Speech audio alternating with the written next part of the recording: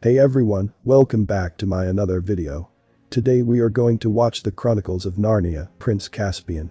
I am making this video because you all have given so much love to Narnia Part 1. So if you haven't watched its first part, you should watch that first so that you can fully understand the story. It is a 2008 high fantasy film co-written, produced and directed by Andrew Adamson. So before starting the video, if you are new to the channel, subscribe my channel for more videos like this. So without wasting any further time, let's get into it. 1300 years after Pevensie siblings in Narnia. Telmarine is now the governor. Council member, Lord Miraz, gets a baby boy and he orders his general to kill Prince Caspian. Dr. Cornelius hides Prince Caspian in his room. Caspian sees that soldiers and general are aiming arrows at his bed, thinking that Caspian is in bed, but he has already left. Cornelius hands Caspian Queen Susan's horn and asks him to head towards the woods. When Caspian leaves the castle, General buckles up after him. Soldiers are skeptical, not being able to find Caspian, but they anyhow follow him at General's orders. When Caspian is thinking that he's safe, he hits a branch and falls over the ground. His horse runs away, two dwarves reach there, and Trumpkin sees the horn. Caspian picks up the horn and blows at him. In London, Peter, Susan, Edmund and Lucy are waiting at a station like other students. They go to their boarding school. Also they're talking that it's been 1 year since they went to Narnia. They've not been able to go to Narnia since then. But then the train arrives and they enter Narnia. They're happy to finally be there, but then they see the whole destructed city. They get to know that it was their own castle Cair Paravel. It was attacked upon and destructed. They enter the castle through hidden door. They find all their stuff there, including gifts given by Father Christmas. But Susan's horn is not there.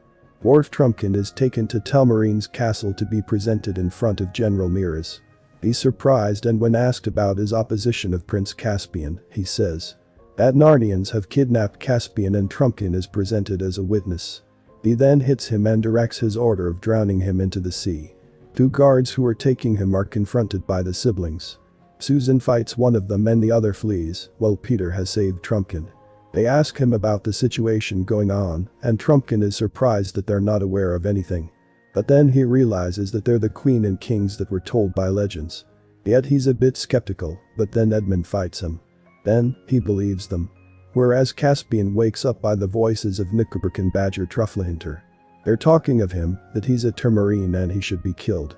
Trufflehinter is not agreeing. Caspian steps out to tell them that Miraz always wanted the throne. But he had no heir. That's why he has tried to kill Caspian on the birth of his heir. Also Caspian is surprised because Narnians were long extinct. Miraz takes Susan's arrow found from his guard to Dr. Cornelius to ask him about it. He says that old kings and queens come back to Narnia when the horn is blown. If Caspian knows about the horn, then Miraz is in danger, then Miraz orders to lock him up in dungeons. Guard is taking Cornelius to the dungeons, but Lord Caspian sees him. He's talking against him when Miraz calls him in. And says that he needs a bridge built to find Caspian before kings and queens do so. And he asks General to send some more soldiers to find Caspian. Trufflehinter and Knickerbock are following Caspian. They're asking him to accompany them when some soldiers have started hitting them with arrows. Trufflehinter gets hit, and while Caspian is saving him, a mouse shows up and kills all the soldiers. He takes Trufflehinter, Knickerbock and Caspian to the Narnians. Caspian says that he's the heir of throne and he'll return back Narnia once he becomes the king. They then agree upon fighting with him. Whereas Pevensie's siblings see a bear after crossing the river. Unlike other Narnians, it attacks them. Trumpkin tells them that a number of animals have gone wild. And they're ready to kill anyone because of their hunger. Peter is taking them to the stone table, but he doesn't find the way through the river. They're about to turn back when Lucy says that she has seen Aslan, but no one believes her. They take another passage where they see Miraz's soldiers building the bridge. They take Lucy's advice and go back to the forest, and night comes over. They stop there to rest. Lucy dreams of trees that are leading her to Aslan. Then Lucy hears a snap and goes there while Peter follows her. He takes out his sword at seeing Narnian creature, and Caspian shows up too. The rest of the siblings and Narnians join them too. And everyone is convinced that they're kings and queens at seeing them. Siblings say that they need to get soldiers to fight Telmarine. And they need weapons as well. Narnians lead them to the stone table guarded by Narnian creatures. They welcome them inside and they see that everyone's making weapons in there. Susan summons them to show the drawings made of them in the cave. Upon asking further, Caspian shows them the stone table. And Peter plans on attacking Telmarines at night. They'd be able to defeat them because Telmarines won't be expecting them at that time. Caspian and Susan think that they should be hiding in there instead. Also, Lucy asks them to wait for Aslan. Peter says that they've waited enough. Most of the Narnians are with Peter. He sends Edmund to the castle on a bird-like creature. Then gradually, Mouses, Peter, Susan, Caspian and Trumpkin enter the castle. Edmund's standing there for signal. Mouses, Trumpkin are at the gatehouse. Whereas Peter, Susan and Caspian are off to Cornelius's office.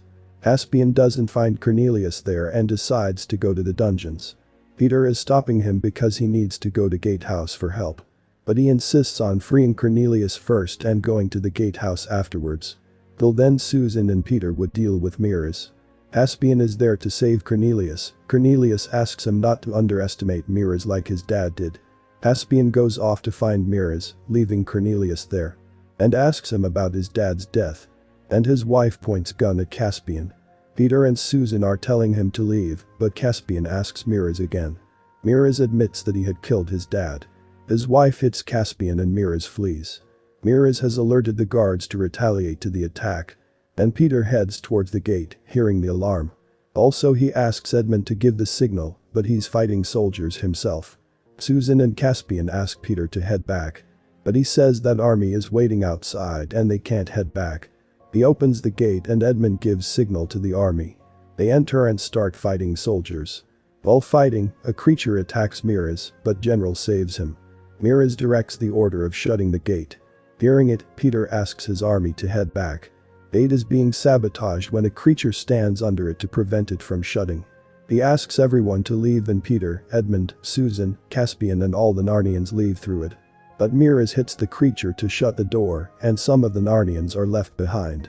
Peter doesn't want to leave like that, but they ask him to hurry before the bridge is lifted. He listens to them and they come back to how Peter is fighting Caspian, saying that it all happened because he did everything late. Whereas Caspian says that he had taken the army. He then leaves in anger. Knickerbock follows him and makes him meet two creatures. They assure that they can kill Miraz and they surround Caspian when he agrees upon helping them. They kill White Witch's staff and create an ice wall. White Witch's soul is seen in it, asking for Caspian's blood. Creature scrapes his hand and Caspian is about to touch Jadis. Then siblings show up and fight the creatures. Peter goes into a trance when he pushes Caspian away to hit Jadis. Edmund hits his sword and breaks the wall. Everyone leaves, disappointed with Caspian. Miraz is crowned after the betrayal of Caspian. He prepares bridge and takes his army to How. Peter plans on sending Lucy and Susan to the forest to find Aslan, upon seeing the army. Whereas they'd take care of the army.